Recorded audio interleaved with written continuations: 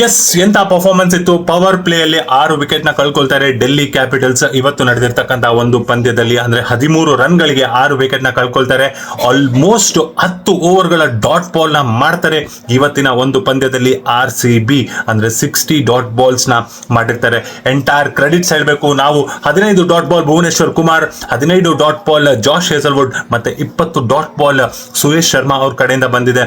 ಅದಾದ್ಮೇಲೆ ಎಲ್ಲಾ ಬೌಲರ್ಸ್ ಕೂಡ ಸಿಕ್ಕಾಪಟ್ಟೆ ಸ್ಟ್ರಾಂಗ್ ಆಗಿ ಕಾಣ್ತಾ ಇದೆ. ಎಲ್ಲೋ ಒಂದ್ ಕಡೆ ಆ ಒಂದು 5th ಬೌಲಿಂಗ್ ಆಪ್ಷನ್ ಕೂಡ ಇಲ್ಲಿ ಮಿಸ್ ಆಗ್ತಾ ಇದೆ ಅಂತ ನನಗೆ ಅನಿಸ್ತಾ ಇದೆ ಈ ಒಂದು ಸದ್ಯಕ್ಕೆ ಇರ್ತಕ್ಕಂಥ ಸಿಚುವೇಶನ್ RCB ನೋಡ್ಕೊಂಡ್ರೆ. ಬಟ್ ಬ್ಯಾಟಿಂಗ್ ಅಲ್ಲಿ ಸಿಕ್ಕಾಪಟ್ಟೆ ಸ್ಟ್ರಾಂಗ್ ಆಗಿ ಕಾಣ್ತಾ ಇದ್ದಾರೆ.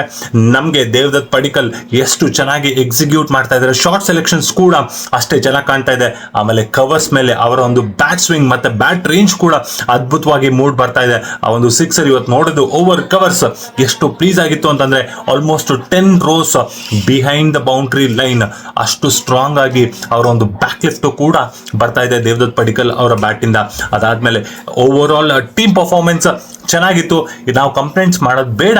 ಎಲ್ಲಿ ತನಕ ಟೀಮ್ ಚೆನ್ನಾಗಿ ಪರ್ಫಾರ್ಮ್ ಮಾಡ್ತಾ ಇರ್ತಾರೆ ಅದನ್ನ ಸೆಲೆಬ್ರೇಟ್ ಮಾಡ್ಕೊಳ್ಳ ಅಂತ ಹೇಳ್ತಾ ಮತ್ತೆ ಒಂದು ಮುಂದಿನ ವಿಡಿಯೋದಲ್ಲಿ ಸಿಗ್ತೀನಿ. ಇನ್ನು ಚಾನಲ್ನ ಫಾಲೋ ಮಾಡ್ಕೊಳ್ಳಿ ಅಂದ್ರೆ ಬೇಗ ಫಾಲೋ ಮಾಡ್ಕೊಳ್ಳಿ, ಹಾಗೆ ಸಬ್ಸ್ಕ್ರೈಬ್ ಕೂಡ ಮಾಡ್ಕೊಳ್ಳಿ ಅಂತ ಹೇಳ್ತಾ ಗುಡ್ ನೈಟ್.